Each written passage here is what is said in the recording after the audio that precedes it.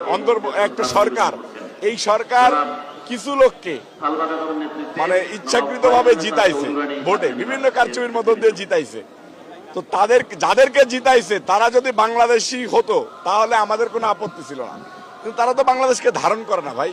যে একটা দলের আমির সে বলতেছে আমি বিরোধী দলীয় নেতা তাই এখানে আসছি, তার মানে সে হৃদয়ে ধারণ করে না বাংলা ভাষা, হৃদয়ে ধারণ করে না বাংলাদেশকে।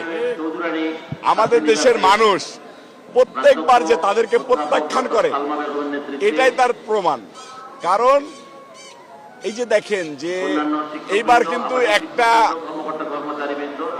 একটা সরকার, এই সরকার কিছু লোককে মানে ইচ্ছাকৃতভাবে জিতাইছে, ভোটে বিভিন্ন কারচুপির মধ্য দিয়ে জিতাইছে।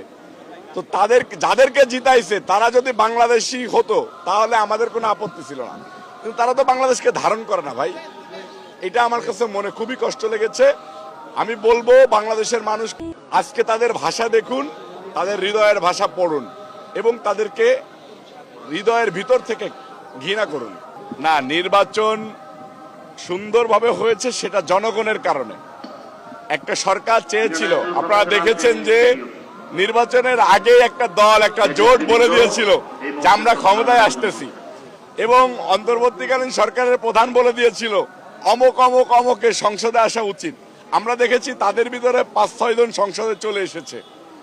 আরো কিছু লোককে দিতে চেয়েছিল, জনগণের টোপের মুখে পারে নাই। জনগণ যখন ভোট কেন্দ্র পাহারা দিয়েছে, ভোট দিয়েছে এবং ভোট গুনে বুঝে নিয়েছে, সেইখানে অনেক জায়গায় পারে নাই, কিন্তু কিছু কিছু জায়গায় পেরেছে।